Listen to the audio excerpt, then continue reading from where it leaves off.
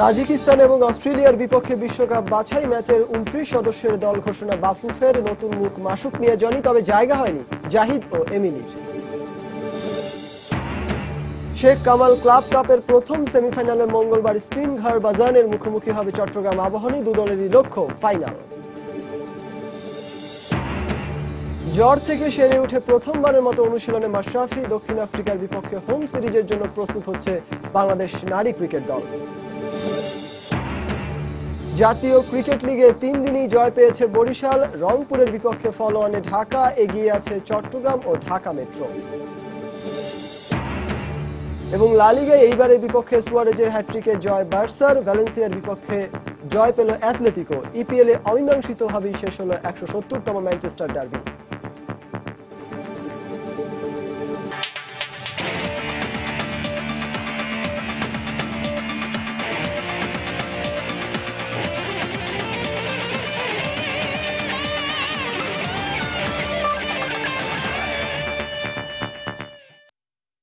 দেখছিলেন খেলার সময় শিরোনাম। সারা বিশ্বের খেলাধুলাকে নিয়ে আমাদের কতই না কৌতূহল, আর সবার জন্য মাঠ ও মাঠের বাইরের খেলাধুলার নানা উত্তাপ ছড়ানোর সবশেষ খবর জানাতেই আমাদের নিয়মিত আয়োজন খেলার সময়।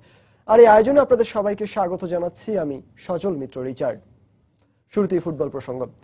তাজিকিস্তান এবং অস্ট্রেলিয়ার বিপক্ষে বিশ্বকাপ বাছাইয়ের ম্যাচকে সামনে রেখে 29 সদস্যের দল ঘোষণা করেছে বাফুফে। দলের নতুন মুখ হিসেবে ঠাঁই পেয়েছেন অনূর্ধ্ব 19 দলের অধিনায়ক মাসুক মিয়া জনি। তবে ফর্মে থাকলেও জায়গা হয়নি জাহিদ এবং এমিলির। এদিকে বাংলাদেশের বর্তমান সময়ের সেরা ফুটবলাররা এই দলে জায়গা পেয়েছেন বলে মন্তব্য করেছেন জাতীয় দলের প্রধান কোচ ফাবিও লোপেজ। গেল কয়েক বছর ধরে দেশের ফুটবলে অন্যতম ভরসার নাম জাহিদ হোসেন, কিন্তু অনিয়ন্ত্রিত জীবন বা নিয়ম ভঙ্গের জন্য বরাবরই সমালোচিত ছিলেন দেশের অন্যতম সেরা এই উইঙ্গার, যে জন্য জাতীয় দলের সঙ্গে জাহিদের পথ চলাটা বেশ অনিয়মিতই। ইনজুরির কারণে ছিলেন না কিরগিজস্তানের বিপক্ষে বিশ্বকাপ বাছাই ম্যাচের স্কোয়াডে। এবার ফিট থাকলেও ফর্মে থাকা এই উইঙ্গার আরও একবার উপেক্ষিত হলেন জাতীয় দলে। তাজিকিস্তান ও অস্ট্রেলিয়ার বিপক্ষে বিশ্বকাপ বাছাই ম্যাচের জন্য ঘোষিত প্রাথমিক এই দলে চমক বলতে মাসুক মিয়া জনি।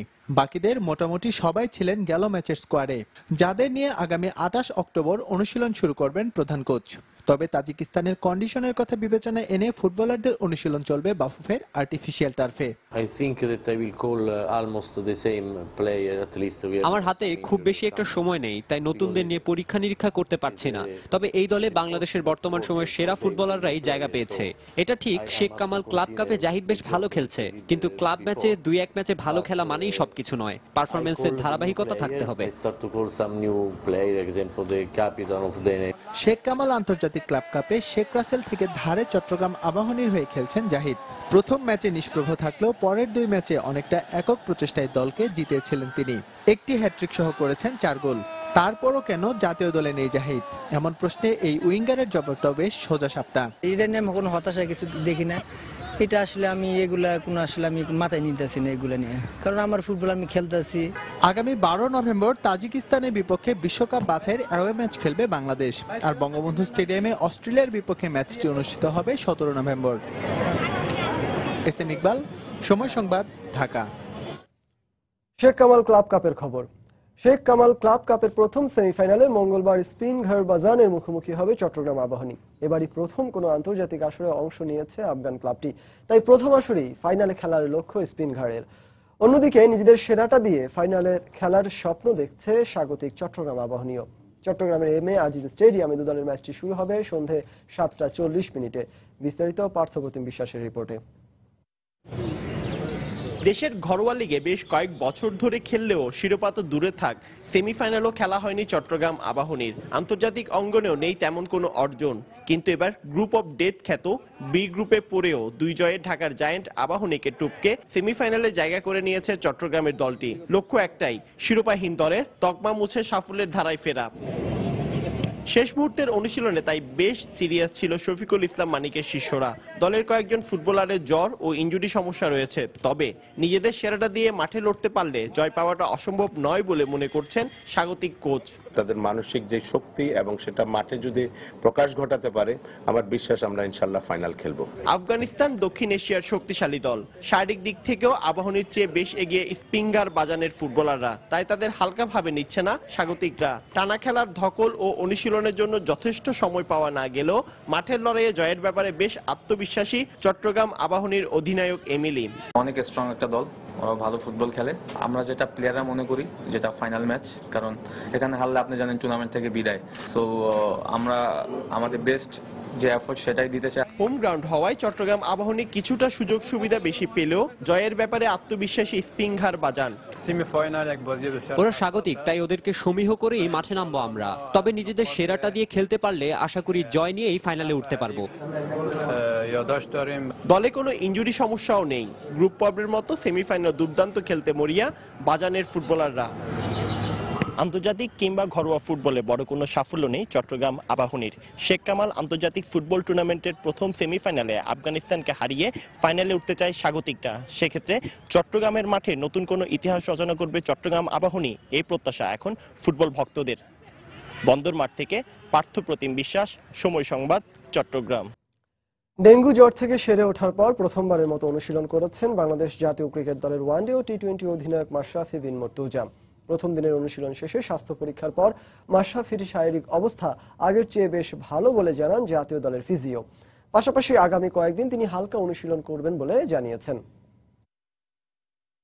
প্রায় 2 বছর বিরতির পর এবারের জাতীয় ক্রিকেট লিগে খেলার কথা ছিল মাশরাফি বিন মুর্তজার, কিন্তু ক্রিকেট বিধাতার ঈর্ষাতেই যেন পিছিয়ে যায় ম্যাচের সাদা পোশাকের খেলায় ফেরা। তবে এবার পুরনো শত্রু ইনজুরি নয়, ডেঙ্গু জ্বরে আক্রান্ত হন বাংলাদেশের ওয়ানডে ও টি-20 ফরম্যাটের অধিনায়ক, যার জন্য 7 দিন হাসপাতালে চিকিৎসা শেষে বাসায় প্রায় 10 দিন বিশ্রামও নিয়েছেন নড়াইল এক্সপ্রেস।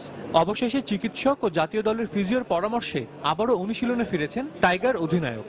ডেঙ্গু জ্বর থেকে সেরে উঠলেও এখনো কিছুটা দুর্বলতা রয়েই গেছে মাশরাফির, তাই আপাতত সাইক্লিং ও রানিং এর মতো হালকা অনুশীলন করছেন তিনি। আর প্রথম দিনের অনুশীলন শেষে স্বাস্থ্য পরীক্ষার পর মাশরাফির শারীরিক অবস্থা আগের চেয়ে ভালো বলে জানান জাতীয় দলের ফিজিও। লো গ্রেড প্র্যাকটিস করানো হচ্ছে, তো আজকের থেকে ওর শুরু করলাম আমরা। প্লাস কিছু আদার্স ফিজিক্যাল মেজারমেন্ট করে নিছি, যে হার্ট রেট কিরকম, ব্লাড প্রেশারটা কিরকম, আফটার এক্সারসাইজ এটাতে চেঞ্জ হচ্ছে কিনা, কতটুকু আসতেছে এবং কিরকম ফিল করতেছে, ওই জিনিসগুলো আমরা আজকে মেজার করছি। যদিও খুব লাইট অ্যাক্টিভিটি করছে। আমাদের যে প্যারামিটারগুলি আছে এগুলো অলরেডি আমি ডক্টরকে জানাইছি, তো ওনারা দেখতেছেন, ভালো অবস্থানে আছে। অ্যাথলেট হিসেবে ও খারাপ না, ভালোই ফিল করতেছে। আমরা আশা করতেছি খুব তার শীঘ্রই সে রিকভার করে ফেলবে। শুধু মাঠেই না, মাঠের বাইরেও এক অদম্য যোদ্ধা মাশরাফি, যার প্রমাণ তিনি দিয়েছেন বহুবার। তাই হঠাৎ ডেঙ্গু জ্বরে আক্রান্ত হয়ে অনাকাঙ্ক্ষিতভাবে মাঠের বাইরে যেতে হলেও মানসিকভাবে ভেঙে পড়েননি ম্যাশ। আমরা আবার রিকন্ডিশনিং করে ওকে বিল্ড আপ করে নিতে হবে। আস্তে আস্তে এখান থেকে গ্র্যাজুয়ালি প্রোগ্রেস হবে। ওর ফিজিক্যাল এলিমেন্টসগুলি মেজার করে করে মাশরাফি এমনিতে মেন্টালি অনেক ফিট, ও জানে অ্যাকচুয়ালি কিভাবে করতে হবে সবকিছু, তো ওইটা স্টাডিও করে অ্যাকচুয়ালি মেন্টালি কিভাবে ফিট থাকা যায়। 10 দিনের ফিটনেস ট্রেনিং শেষে আগামী 5 নভেম্বর প্রস্তুতি ম্যাচ খেলার কথা রয়েছে মাশরাফি বিন মুর্তজার। সাজিদ মুস্তাহিদ, সময় সংবাদ, ঢাকা। খেলার সময়ে আরো দেখবেন, দুবাইতে 3 ম্যাচ সিরিজের শ্বাসরুদ্ধকর দ্বিতীয় টেস্টে ইংল্যান্ডকে 178 রানে হারিয়ে দারুণ জয় পেয়েছে পাকিস্তান। কলম্বোতে ওয়েস্ট ইন্ডিজের বিপক্ষে 72 রানে শ্রীলঙ্কার জয়।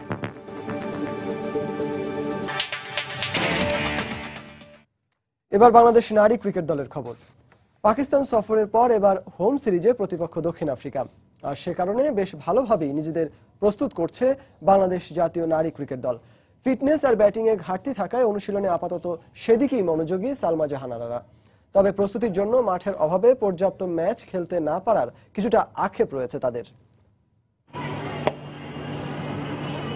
নানা বিতর্ককে পেছনে ফেলে পাকিস্তান সফর করে আসা বাংলাদেশ নারী ক্রিকেট দল এখন পুরোপুরি ব্যস্ত দক্ষিণ আফ্রিকার বিপক্ষে আসন্ন হোম সিরিজকে নিয়ে।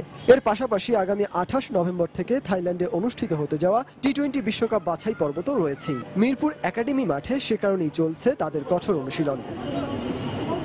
পাকিস্তান সফরে দলের দুর্বলতার জায়গাগুলো স্পষ্ট আকারে ফুটে উঠেছে, যেখানে প্রতিপক্ষের চেয়ে ব্যাটিংয়ে এবং ফিটনেসে অনেকটাই পিছিয়ে রয়েছে বাংলা টাইগ্রেসরা। তাই অনুশীলনে সেদিকেই বেশি মনোযোগী কোচ চাম্পিকা গামাগের শিষ্যরা। ব্যাটিং আর ফিটনেসের উপরে বেশি জোর দিচ্ছি, আর পাশাপাশি আমাদের ফিল্ডিংও আছে। এটা তো আসলে বলার কিছুই নেই, কিন্তু আমরা যেটা হয়েছিল সেটা হচ্ছে আমাদের যে ব্যাটিংয়ে আমরা কেউ রান করতে পারিনি, একমাত্র রোমানা আহমেদ ছাড়া। আসলে আমাদের ব্যাটিংয়ের উপরে বেশি কাজ হচ্ছে, আর হচ্ছে আমাদের ফিটনেসের উপরে কাজ হচ্ছে। পারফরমেন্স ইমপ্রুভের জন্য আমি এক্সট্রা হার্ডওয়ার্কও করছি প্র্যাকটিসের বাইরে, এবং ফিটনেস করছি। তো আমরা ডেফিনেটলি আমার টার্গেট থাকবে টিম জেতার পেছনে আমার অবদানটাই যেন বেশি থাকে। তবে এসব অনুশীলনের পাশাপাশি প্রস্তুতি ম্যাচ খেলার দিকেই বেশি আগ্রহ রয়েছে তাদের। বিভিন্ন ঘরোয়া টুর্নামেন্ট ও অপর্যাপ্ত মাঠের কারণে সেই প্রস্তুতি ম্যাচ খেলার সুযোগ না থাকায় আক্ষেপ ঝরল জাহানারাদের কণ্ঠে। ম্যাচ খেললে অনেক কিছু কিন্তু শেখা যায়, যেরকম আমরা এখানে যেটা খেলে আসছি এটার জন্য আমরা ব্যাটিংয়ে যেটা আমার ল্যাকিং ছিল ওইটার উপর এখন আমরা কাজ করছি। আর সাউথ আফ্রিকার সঙ্গে সিরিজ খেলার পর যদি আমাদের দেখা যায় যে কোনো সাইডে ল্যাকিং আছে ওইটার উপরে আমরা কোয়ালিফায়ার আক্রমণিক কাজ করব। অ্যাকচুয়ালি আমরা চেষ্টা করছি বড় মাঠে খেলার জন্য, কিন্তু এটা অ্যাভেলেবেল না, যেহেতু first division going on, BPL শুরু হতে যাচ্ছে, তার জন্য প্র্যাকটিস চলছে এবং মাঠের রিপেয়ারিং এর কাজ চলছে। সো ওভারঅল আমরা সুযোগটা কম পাচ্ছি। এই দক্ষিণ আফ্রিকার বিপক্ষে সর্বশেষ হোম সিরিজে টি-20তে একটি জয় পেয়েছিল বাংলাদেশ। এবারও সেরকমই কিছু করতে মুখিয়ে আছে সালমারা। সজল মিত্র, রিচার্ড, সময় সংবাদ, ঢাকা। জাতীয় ক্রিকেট লিগের খবর। প্রথম স্তরে ম্যাচে তৃতীয় দিন শেষে নারায়ণগঞ্জে খুলনা বিভাগের বিপক্ষে 154 রানে এগিয়ে আছে ঢাকা মেট্রো। বগুড়ায় ফলোঅনে পড়া ঢাকা বিভাগ রংপুরের বিপক্ষে পিছিয়ে আছে 153 রানে। অন্যদিকে দ্বিতীয় স্তরের ম্যাচে চট্টগ্রামে সিলেটের বিপক্ষে 175 রানে এগিয়ে আছে চট্টগ্রাম বিভাগ।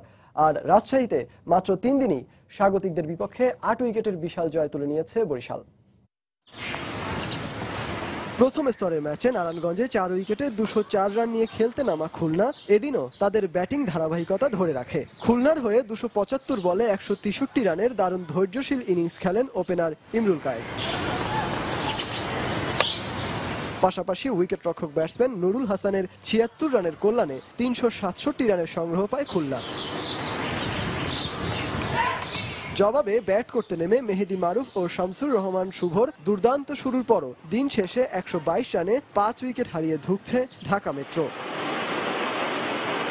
এদিকে বগুড়ায় রংপুরের বোলারদের বোলিং তাণ্ডবে ফলোঅনে পড়েছে ঢাকা বিভাগ। আগের দিন 2 উইকেটে 78 রান নিয়ে খেলতে নামা ঢাকা বিভাগ প্রথম ইনিংসে গুটিয়ে যায় 276 রানে। ফলোঅনে পড়ে দ্বিতীয় ইনিংসে ব্যাট করতে নেমে তৃতীয় দিন শেষে তাদের সংগ্রহ 1 উইকেটে 34 রান। চট্টগ্রামে আগের দিনের 262 রানের সাথে আরো 21 রান যোগ করে অল আউট হয় সিলেট বিভাগ। জবাবে নিজেদের দ্বিতীয় ইনিংসে ব্যাট করতে নেমে সিলেটের বোলারদের নিয়ন্ত্রিত বোলিংয়ের সামনে তৃতীয় দিন শেষে 6 উইকেটে 188 রান সংগ্রহ করেছে চট্টগ্রাম বিভাগ। এদিকে দ্বিতীয় স্তরের আরেক ম্যাচে রাজশাহীতে আগের দিনের 3 উইকেটে 126 রান নিয়ে খেলতে নামা রাজশাহী নিজেদের দ্বিতীয় ইনিংসে অল আউট হয় 259 রানে। ফলে মাত্র 67 রানের জয়ের লক্ষ্যে ব্যাট করতে নেমে বরিশালের খরচ হয় মাত্র 2টি উইকেট ও 7 ওভার 2 বল। শেষ পর্যন্ত 8 উইকেটের বিশাল জয় নিয়ে মাঠ ছাড়ে বরিশাল। সজল মিত্র, রিচার্ড, সময় সংবাদ। ফিক্সিং এর কারণে সব ধরনের ক্রিকেট থেকে নিষিদ্ধ তিনি আছেন আইসিসির পুনর্বাসন প্রক্রিয়ায়। বলা হচ্ছে বাংলাদেশের জার্সি গায়ে এক সময়ের মাঠ কাঁপানো ব্যাটসম্যান মোহাম্মদ আশরাফুলের কথা। সাজা শেষে সামনের বছর আগস্টে ঘরোয়া লিগে খেলার মধ্য দিয়ে আবারও মাঠে ফেরার প্রত্যাশা তার। সুযোগ পেলে জাতীয় দলের হয়ে আবারও খেলতে চান অ্যাশ। মাকসুম আলম খানের প্রতিবেদন। 2012 সালে বিপিএল এর প্রথম আসরে ঢাকা গ্ল্যাডিয়েটর্সের হয়ে 12 ম্যাচের টুর্নামেন্টের দ্বিতীয় সর্বোচ্চ 258 রান করেছিলেন আশরাফুল। তবে তার ক্যারিয়ারের কলঙ্কিত অধ্যায় বিপিএল এর দ্বিতীয় আসরে ম্যাচ ফিক্সিং এর অভিযোগে তাকে সব ধরনের ক্রিকেট থেকে নিষিদ্ধ ঘোষণা করে আইসিসি। সেই থেকে ইন্টারন্যাশনাল ক্রিকেট কাউন্সিলের শুদ্ধিকরণ প্রক্রিয়ার মধ্যে আছেন অ্যাশ। নেক্সট টাইম যেন কোনো ক্রিকেটার বা কোনো ইয়াং ক্রিকেটার বলেন, যে এক্সপিরিয়েন্স ক্রিকেটার বলেন, তারা যেন এইসব ফাঁদে পাড়া না দেয়, সেইটাই আসলে আমি যেন আমার এক্সপিরিয়েন্স থেকে যে লাস্ট 2 বছর ধরে আমি খেলতে পারছি না, আমি যে সাফারটা করছি, এই জিনিসগুলাই আর কি পুনর্বাসনের মধ্যে এইসব জিনিসগুলাই মূল জিনিসগুলো। 2001 সালের 6 সেপ্টেম্বর টেস্ট অভিষেকেই কলম্বোতে শ্রীলঙ্কার বিপক্ষে 114 রানের ইনিংস খেলে বিশ্বের সর্বকনিষ্ঠ ব্যাটসম্যান হিসেবে টেস্ট সেঞ্চুরি করে সাড়া ফেলে দিয়েছিলেন। তবে ক্যারিয়ারের শুরুতে নামের পাশে যেভাবে সম্ভাবনাময় তকমা লাগিয়ে ফেলেছিলেন, পরে তা আর সেভাবে ধরে রাখতে পারেননি মোহাম্মদ আশরাফুল। ক্যারিয়ার জুড়ে 61 টেস্টে 6টি সেঞ্চুরি ও 8টি 50-তে মাত্র 24 গড়ে 2737 রান বাংলাদেশের এই লিটল মাস্টারের। আর 3 সেঞ্চুরি ও 20 50-তে 177 ওয়ানডেতে মাত্র 22.23 গড়ে 3468 রান। ক্যারিয়ারে আরো একবার জাতীয় দলের জার্সি গায়ে জড়াতে চান তিনি। প্রথম লক্ষ্য তো অবশ্যই ডোমেস্টিক ক্রিকেটে পারফর্ম করা, তারপরে স্টেপ হবে হয়তো বা ন্যাশনাল টিমে। যদিও আমার স্বপ্ন আছে বাংলাদেশ টিমে খেলার আরেকবার, তো কিন্তু ওইটা পরের স্টেপ। ফার্স্ট স্টেপটা হবে আমার ডোমেস্টিক ক্রিকেটে খেলা এবং ভালো খেলা। ঘরের মাটিতে টি-20 টুর্নামেন্টের সবচেয়ে বড় বিজ্ঞাপন বিপিএল আবারও মাঠে গড়াতে যাচ্ছে। আশরাফুলের সমসাময়িক অনেক ক্রিকেটার অংশ নিলেও নিষেধাজ্ঞার কারণে খেলতে পারবেন না তিনি। মনের কোণে হয়তো তাই একটু চাপা আক্ষেপ থেকেই যায় সাবেক এই আইকন ক্রিকেটারের। মাকসুম আলম খান, সময় সংবাদ, ঢাকা। এবার দেশের বাইরের ক্রিকেটের খবর। শুরুতেই ইংল্যান্ড ও পাকিস্তান টেস্ট সিরিজ প্রসঙ্গ। দুবাইতে 3 ম্যাচ সিরিজের দ্বিতীয় টেস্টে ইংল্যান্ডকে 178 রানে হারিয়ে দারুণ জয় পেয়েছে পাকিস্তান। এই জয়ের ফলে সিরিজে 1-0 এগিয়ে গেল মিসবাহ ইউনিসরা। নিজেদের দ্বিতীয় ইনিংসে 492 রানের টার্গেটে ব্যাট করতে নেমে 312 রানেই গুটিয়ে যায় ইংল্যান্ড। ম্যাচ সেরা হয়েছেন পাকিস্তানি পেসার ওয়াহাব রিয়াজ। হার এড়াতে আগের দিনের 3 উইকেটে 130 রান নিয়ে খেলতে নামা ইংল্যান্ডের শুরুটা খুব ভালো হয়নি। দলীয় মাত্র 63 রান যোগ করতেই মিডল অর্ডারের 4 ব্যাটসম্যানকে হারিয়ে হিমশিম খেতে থাকে ইংলিশরা। তবে লোয়ার অর্ডারে আদিল রশিদের 172 বলে 61, স্টুয়ার্ট ব্রডের 30 ও মার্ক উডের 29 রানের সুবাদে পাকিস্তানের বিরুদ্ধে কিছুটা প্রতিরোধ করে তারা। তবে হার এড়ানোর জন্য তাদের এই লড়াই যথেষ্ট ছিল না। শেষ পর্যন্ত 312 রানেই থামে ইংলিশদের দ্বিতীয় ইনিংসের চাকা। ইয়াসির শাহ 4টি ও জুলফিকার বাবর 3টি উইকেট শিকার করেন। Sri Lanka West Indies test series প্রসঙ্গ। বৃষ্টি বিঘ্নিত কলম্বো টেস্টে সফরকারী ওয়েস্ট ইন্ডিজকে 72 রানে হারিয়েছে স্বাগতিক শ্রীলঙ্কা। এর ফলে 2-0 টেস্ট সিরিজ নিশ্চিত করেছে লঙ্কানরা। কলম্বোতে লঙ্কানদের বিপক্ষে শেষ দিনে জয়ের জন্য সফরকারীদের প্রয়োজন ছিল 223 রান, হাতে ছিল 9 উইকেট।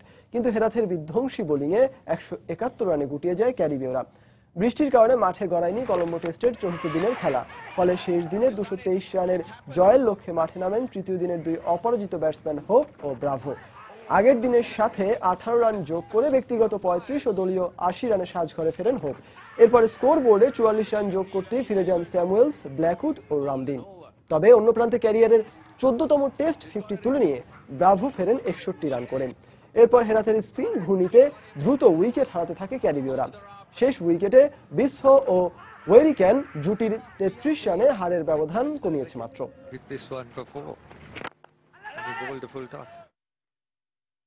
জিম্বাবুয়ে আফগানিস্তান টি-20 সিরিজের খবর। ওয়ানডে সিরিজ জয়ের পর এবার টি-20 সিরিজও জয় দিয়ে শুরু করলো আফগানিস্তান। বুলাওয়েতে 2 ম্যাচ সিরিজের প্রথম টি-20তে স্বাগতিকদের 6 উইকেটে হারিয়েছে আফগানরা। আগে ব্যাট করতে নেমে 5 উইকেটে 153 রান করে জিম্বাবুয়ে। জবাবে 5 বল ও 6 উইকেট হাতে রেখেই জয় নিশ্চিত হয় সফররতদের। টস জিতে ব্যাট করতে নেমে উড়ন্ত সূচনা পায় স্বাগতিকরা। 2 ওপেনার সিকান্দার রাজা ও চিবাবা উদ্বোধনী জুটিতে 100 রান যোগ করেন। দুজনই 50 তুলে নেন। কিন্তু এরপর আফগানদের নিয়ন্ত্রিত বোলিংয়ে বড় জুটি গড়তে পারেনি স্বাগতিকরা। শেষ পর্যন্ত নির্ধারিত 20 ওভারে 153 রানের সংগ্রহ পায় এলটন চিগম্বুরার দল। জবাবে দলীয় 48 রানে প্রথম উইকেট হারায় আফগানিস্তান। এরপর উসমান, করিম সাদিক ও স্তানিক জাই দ্রুত ফিরে গেলে কিছুটা চাপে পড়ে সফররতরা। কিন্তু মোহাম্মদ নবী ও নজিবুল্লাহ জাদরানের পঞ্চম উইকেটে 69 রানের জুটিতে জয় নিশ্চিত হয় আফগানদের। ম্যাচ সেরা হন আফগানিস্তানের দৌলত জারদান।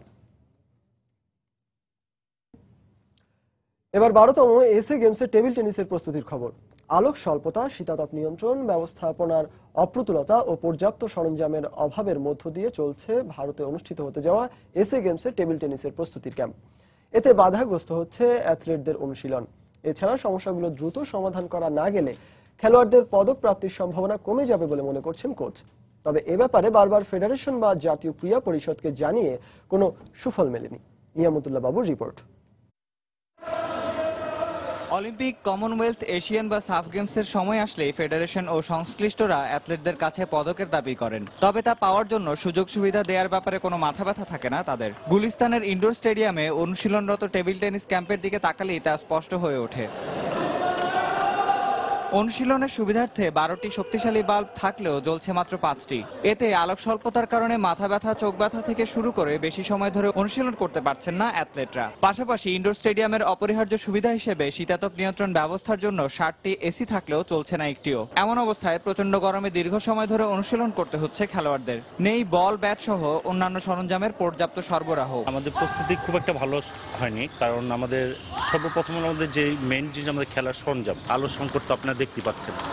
এটার লাইটটা আজকে জ্বলছে, দেখা যায় আগামীকালকে নাও জ্বলতে পারে। কিছু কিছু ইনজুর্ড আছে, সবাই অল্প অল্প, বাট আমরা ডাক্তারটাও মানে সবসময় পাচ্ছি না ডাক্তার। প্লেয়ারদের যে খাবার যে একটা ইয়ে আছে, দেখা যাচ্ছে আমরা প্রত্যেকে নিজেরা খাবার টাকা দিয়ে নিয়ে আসতেছি, পরে ওখান থেকে নিয়ে নিচ্ছি আমরা। বিদেশি কোচের আমাদের আসার কথা, সেটা হলো গিয়ে কোরিয়ান কোচের সাথে আমরা জানি যে এবার এশিয়ান চ্যাম্পিয়নশিপের সময় অলরেডি কন্ট্যাক্ট হয়েছে, মানে ওনারা খুব শীঘ্রই হয়তো চলে আসবেন। এসব সমস্যার জন্য মূল দলের সদস্য বাছাই করার প্রক্রিয়া বাধাগ্রস্ত হচ্ছে বলে জানালেন কোচ। পাশাপাশি সমস্যাগুলো দ্রুত সমাধান না হলে এসএ গেমসের পারফরমেন্সে তার প্রভাব পড়বে বলে মনে করেন তিনি। প্রথম থেকে আমরা 18 জন প্লেয়ার নিয়ে শুরু করেছিলাম, এখন 18 জন আছে। আমাদের সম্ভবত 25-26 তারিখে আমাদের একটা বাছাই হবে। টেবিল টেনিস খেলাটা একটা এসি রুমের মধ্যে যেখানে খেলা হবে, সেখানে জিমনেশিয়ামটা এসি হবে।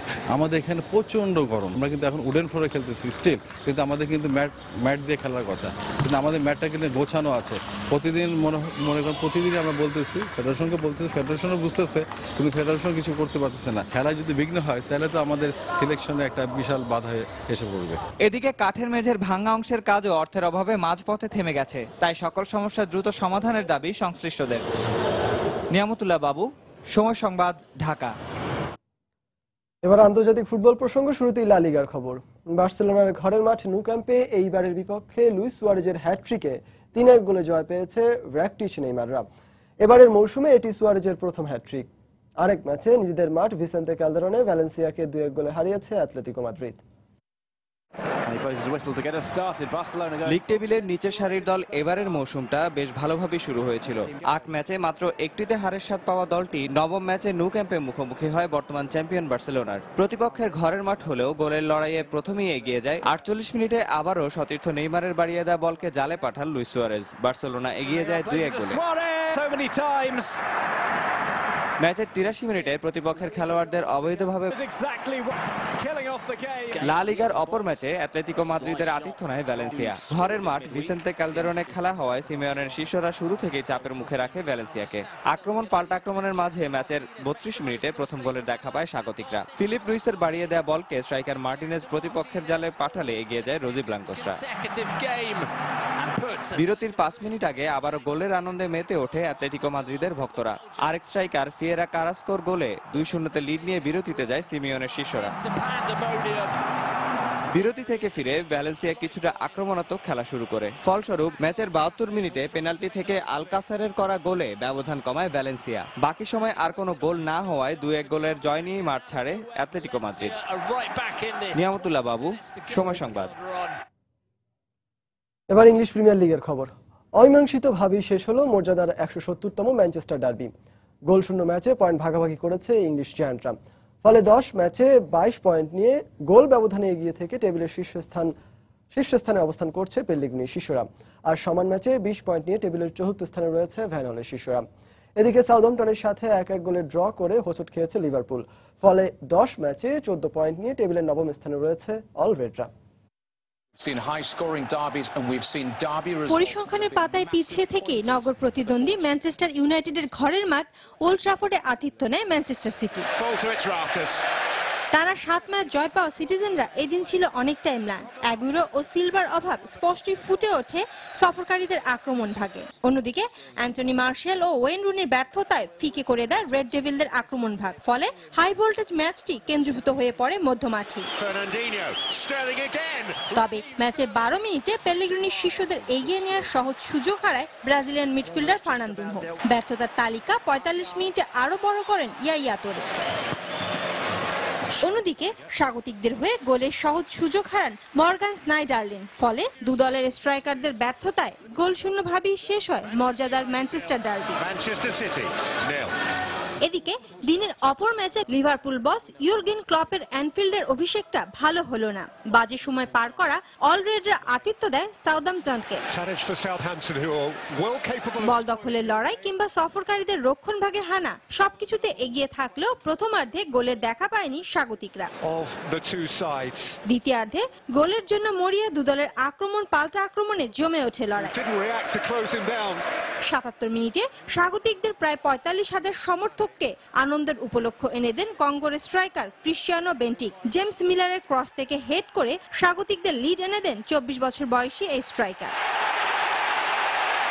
কিন্তু স্বাগতিক সমর্থকদের আনন্দটা বেশিক্ষণ স্থায়ী হতে দেননি সফরকারী মিডফিল্ডার সাদিওর মেনে। 86 মিনিটে সুযোগ সন্ধানে এক গোল করে কোমানের শিষ্যদের সমতায় ফেরান 23 বছর বয়সী সেনেগালের এই মিডফিল্ডার।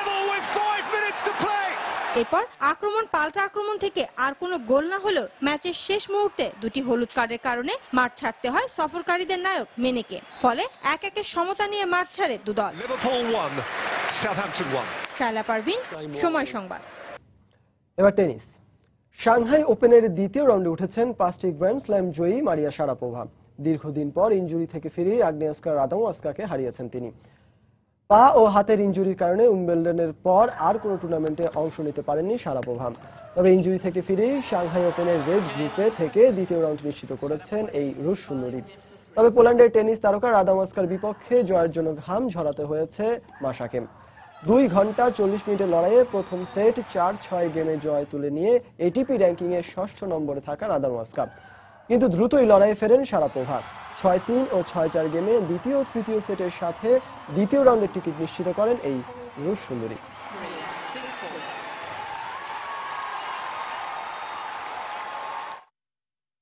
ভিয়েনা ওপেনের শিরোপা জিতেছেন স্পেনের ডেভিড ফেরার। যুক্তরাষ্ট্রের স্টিভ জনসনের বিপক্ষে শুরুটা তেমন ভালো হয়নি ফেরারের।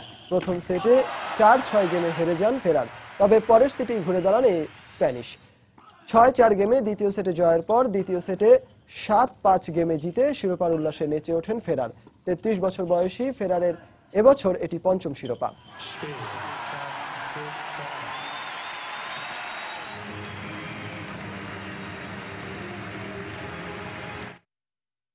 রংপুরে উদ্বোধন হলো গভর্নর্স কাপ বাংলাদেশ ব্যাংক আন্তঃ অফিস ফুটবল টুর্নামেন্ট। রংপুরের স্টেডিয়ামে এই ফুটবল টুর্নামেন্টের উদ্বোধন করেন বাংলাদেশ ব্যাংকের গভর্নর আতিউর রহমান। দ্বিতীয়বারের মতো আয়োজিত এই প্রতিযোগিতায় ব্যাংকের প্রধান কার্যালয় মতিঝিল শাখা সহ মোট 9টি শাখার দল অংশ নেয়। উদ্বোধনী ম্যাচে ব্যাংকের বরিশাল শাখাকে 3-1 গোলে হারিয়ে জয় পায় রংপুর শাখা। বাংলাদেশ ব্যাংকের কর্মকর্তা কর্মচারীদের শারীরিক ও মানসিক সুস্থতার পাশাপাশি তাদের নির্মল বিনোদন দেয়াই এই আয়োজনের মূল উদ্দেশ্য বলে জানায় ব্যাংকের গভর্নর আতিউর রহমান। বাংলাদেশ ব্যাংকের ঊর্ধ্বতন কর্মকর্তা সহ রংপুরবাসী প্রতিদ্বন্দ্বিতাপূর্ণ ফুটবল ম্যাচটি দারুণ উপভোগ করেন।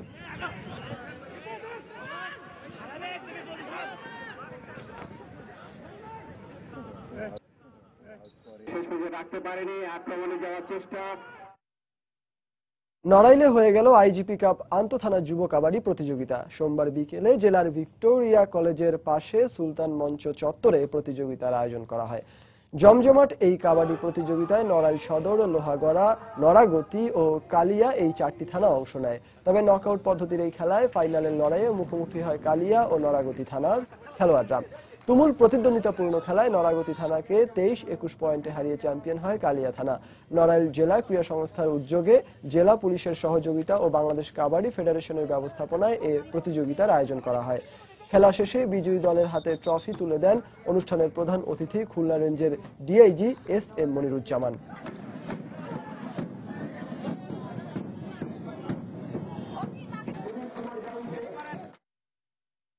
জেলা পুলিশ প্রশাসনের উদ্যোগে পঞ্চগড়ে আইজিপি কাপ কাবাডি টুর্নামেন্টের আয়োজন করা হয়েছে। জেলার 5টি থানা ও একটি ক্লাব সহ মোট 6টি দল এই টুর্নামেন্টে অংশগ্রহণ করে। বিকেলে 3 দিনব্যাপী এই টুর্নামেন্টের উদ্বোধন করেন পুলিশের রংপুর রেঞ্জের ভারপ্রাপ্ত ডিআইজি মোহাম্মদ হুমায়ুন কবির। উদ্বোধনী দিনে 2টি ম্যাচে 4টি দল অংশগ্রহণ করে। প্রথম খেলায় তেতুলিয়া থানা বোদা থানার বিরুদ্ধে এবং আরেক ম্যাচে সদর থানা আটোরিয়া থানার বিপক্ষে জয়ী হয়। টুর্নামেন্টের সবকটি খেলা হবে জেলার বীর মুক্তিযোদ্ধা সিরাজুল ইসলাম স্টেডিয়াম মাঠে।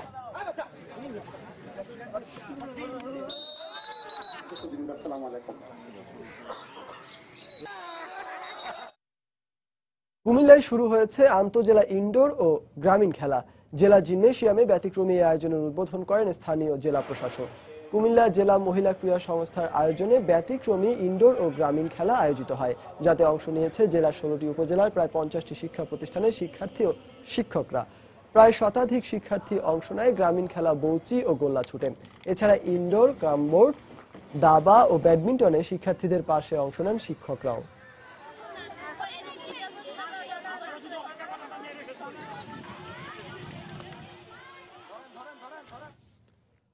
মংলায় সুন্দরবনের জীববৈচিত্র্য রক্ষায় জনসচেতনতা বাড়াতে ভিন্নধর্মী নৌকা র্যালি অনুষ্ঠিত হয়েছে।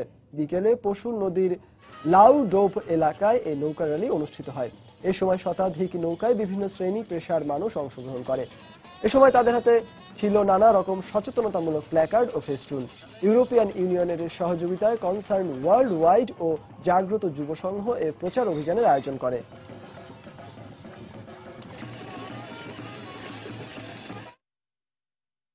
খেলাধুলা মানে শুধু অন্যদের হারিয়ে একজনের শিরোপা জেতা নয়। খেলাধুলার মূল উদ্দেশ্য বিনোদন। যারা খেলায় অংশ নেন তারা যেমন আনন্দ পান, তেমনি যারা খেলা দেখেন তাদের আনন্দও কম নয়। এই খেলাধুলাকে আরো বেশি উপভোগ্য করতে গতানুগতিক ধারার বাইরে গিয়ে বিশ্বের বিভিন্ন দেশে আয়োজন করা হয় ব্যতিক্রমী কিছু প্রতিযোগিতা। এবারের প্রতিবেদনে এমনই কিছু ভিন্নধর্মী খেলার খবর থাকছে। সারা বিশ্বের সমতল ট্র্যাকে আয়োজন করা হয়ে থাকে বিভিন্ন দূরত্বের দৌড় প্রতিযোগিতা। তবে এবারে নিয়মের বাইরে গিয়ে আয়োজন করা হয় এক ব্যতিক্রমী দৌড় প্রতিযোগিতার। চীনের সাংহাইতে আয়োজিত এই প্রতিযোগিতায় সমতল ট্র্যাক নয় বরং ৫৮ তলা ভবনের সিঁড়ি বেয়ে উঠতে হয়েছে দৌড়বিদদের। সাংহাই ইন্টারন্যাশনাল ফিন্যান্স সেন্টারের আকাশ ছোঁয়া ভবনে ভার্টিক্যাল ওয়ার্ল্ড সার্কিট ২০১৫ প্রতিযোগিতার আয়োজন করা হয়। প্রায় ১৫০০ প্রতিযোগী এই ভিন্নধর্মী প্রতিযোগিতায় অংশ নেয়। মাত্র ৭ মিনিট ৫৪ সেকেন্ড সময় নিয়ে ১৪৬০টি সিঁড়ির ধাপ অতিক্রম করে পুরুষ ইভেন্টে জয়ী হয়েছেন পোল্যান্ডের দৌড়বিদ পিওতর লোবোজিনস্কি। নারী ইভেন্টে ১০ মিনিট ১০ সেকেন্ড সময় নিয়ে শিরোপা জিতেছেন জেনজু। রেসের শুরু থেকেই আমি বেশ স্বাচ্ছন্দ্যে ছিলাম। ৫৮ তলা ভবনে সিঁড়ি বেয়ে উঠতে আমার তেমন কোনো বেগ পেতে হয়নি। বেশ আনন্দ লাগছে এই প্রতিযোগিতায় শিরোপা জিততে পেরে। ৩০ তলা পর্যন্ত ওঠার পর থেকে মনে হচ্ছিল আমার গতি কমে যাচ্ছে, তবে শেষ পর্যন্ত আমি নিজেকে সামলে নিয়েছি এবং নারীদের বিভাগে প্রথম হয়েছি।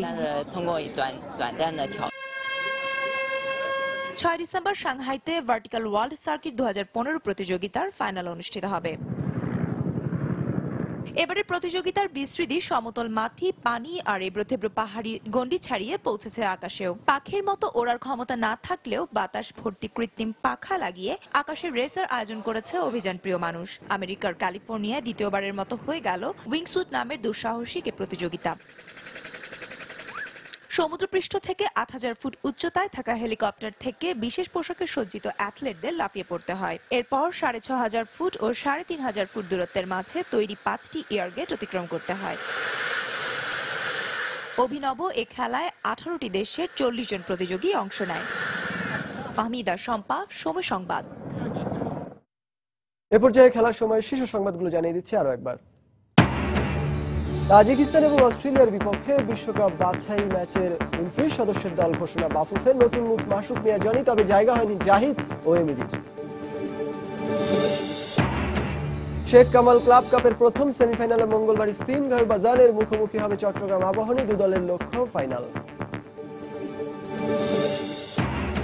জ্বর থেকে সেরে উঠে প্রথমবারের মতো অনুশীলনে মাশরাফি। দক্ষিণ আফ্রিকার বিপক্ষে হোম সিরিজের জন্য প্রস্তুত হচ্ছে বাংলাদেশ নারী ক্রিকেট দল। জাতীয় ক্রিকেট লিগে ৩ দিনই জয় পেয়েছে বরিশাল। রংপুরের বিপক্ষে ফলোঅনে ঢাকা, এগিয়ে আছে চট্টগ্রাম ও ঢাকা মেট্রো। এবং লা লিগা এইবারের বিপক্ষে সুয়ারেজের হ্যাট্রিকে জয় বার্সার। ভ্যালেন্সিয়ার বিপক্ষে জয় পেয়েছে অ্যাথলেটিকো। ইপিএল এ অমীমাংসিতভাবেই শেষ হলো ১৭০তম ম্যানচেস্টার ডার্বি।